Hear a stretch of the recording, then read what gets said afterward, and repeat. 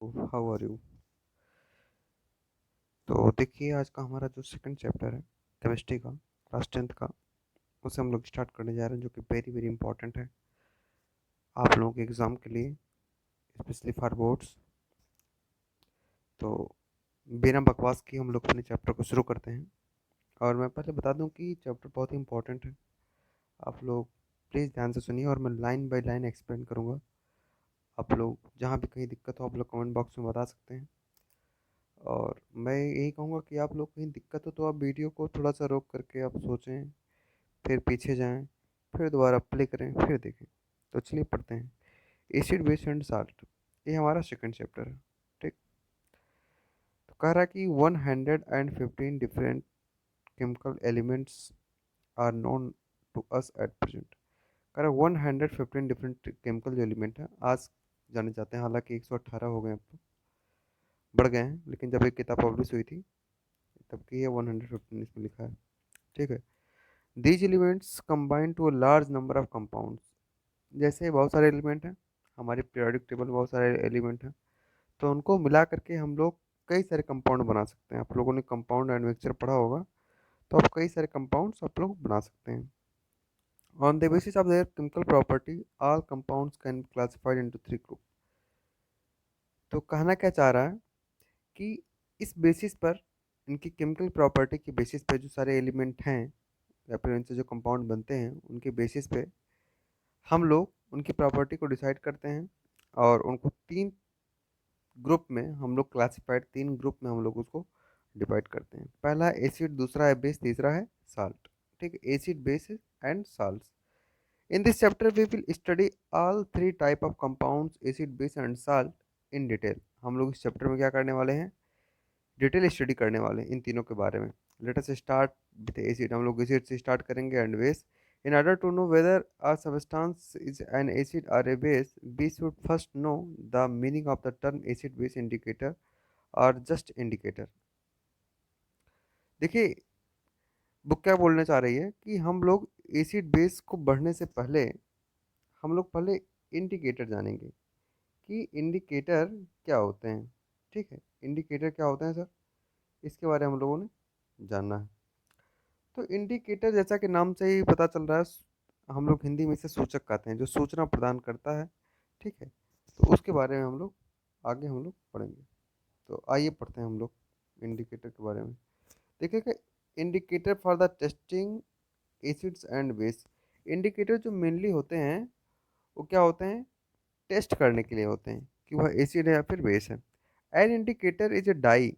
Indicator क्या होता है, एक डाई होता है दैट चेंज, जो चेंज करता है कलर, जो कलर चेंज करता है when it put into an acid or a base. यह एक तरह का डाई होता है, जब हम लोग इसे एसिड में डालते हैं तो यह अपने कलर को चेंज करता है, और जब बेस में डालते हैं तो भी। मतलब कहने का मतलब ये है, इससे हम लोग पता लगाते हैं कि यह एसिड है या फिर बेस है। जो हमने कंपाउंड दिया जिसको हम चेक करना चाह रहे हैं वह क्या है, तो हमको ये चीज़ बताएगा।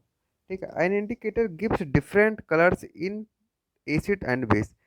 जो इंडिकेटर होता है वह अलग अलग कलर देता है एसिड और बेस में। Thus an indicator tells whether the substance we are testing is an acid और base by change in its colour. इस प्रकार से इंडिकेटर हमको बताता है, एन इंडिकेटर टेल्स से हमको बताता है whether the substance we are testing, जो सब्सटेंस हम लोग चेक कर रहे हैं, इज एन एसिड और ए बेस, वह एसिड है या बेस है। कैसे बताता है, कलर में चेंज करके। ठीक है, हम लोग आगे इसे डिटेल पढ़ेंगे, आपको परेशान ना हो। In other words, an indicator tells whether the substance are testing is acid or basic change in its color। यह केवल यही नहीं बताता है कि एसिड है या फिर बेस है, यह भी बताता है उसका नेचर कैसा है, उसका नेचर एसिडिक है या फिर बेसिक है। तो आप लोग समझ रहे होंगे उसकी प्रॉपर्टी को। बाकी आगे हम लोग अच्छे से डिस्कस करने वाले हैं।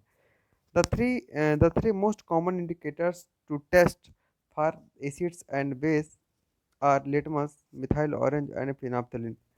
देखिए, तीन जो मेन इंपॉर्टेंट हमारे जो इंडिकेटर हैं वह ये तीन हैं। कौन कौन से हैं, पहला लिटमस है, दूसरा क्या है मिथाइल ऑरेंज है, तीसरा क्या है फिनाप्थलीन है। तो देखिए, यह वेरी वेरी इंपॉर्टेंट है, आपके एग्जाम में, बोर्ड के एग्जाम में आ सकता है कि राइट डाउन सम इंडिकेटर्स, कुछ इंडिकेटर्स के आप लोग नाम लिखें तो उसमें आ सकता है, क्या लिखेंगे आप लोग? लिटमस लिख सकते हैं, मिथाइल ऑरेंज लिख सकते हैं और फेनोल्फथालीन लिख सकते हैं। आइए हम लोग पढ़ते हैं। The most common indicator use for the testing acid and base in the laboratory is litmus. जो सबसे कॉमनली इंडिकेटर है जो हम लोग लेबोरेटरी में यूज करते हैं, वह कौन सा है? वह है लिटमस।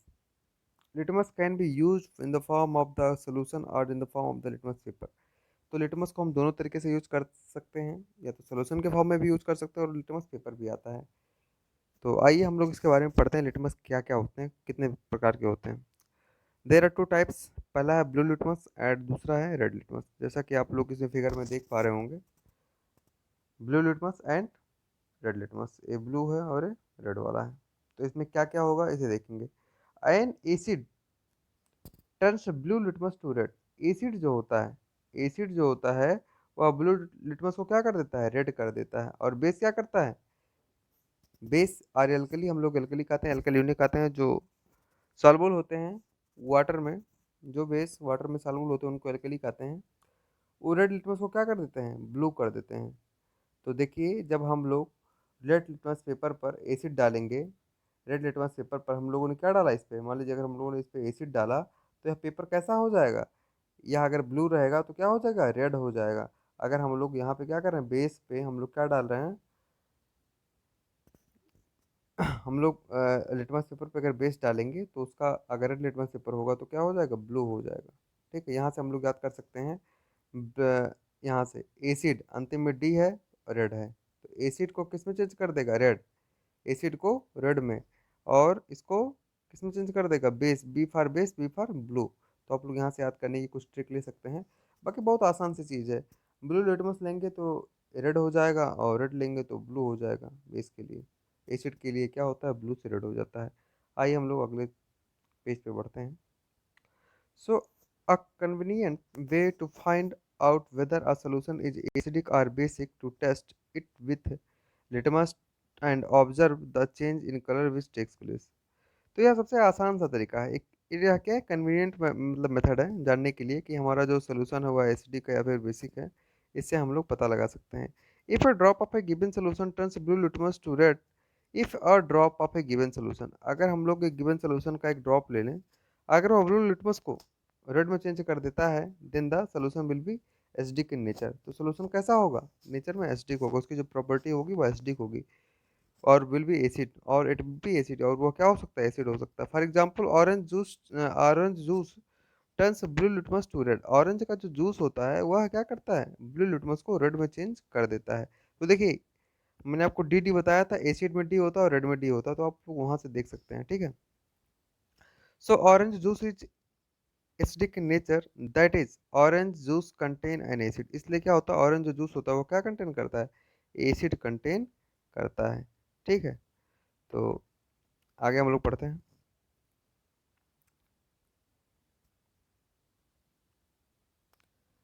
अगला कह रहा है, so sodium hydroxide solution turns red litmus to blue. जो सोडियम हाइड्रोक्साइड है, NaOH, सोडियम हाइड्रोक्साइड आप लोग जानते होंगे।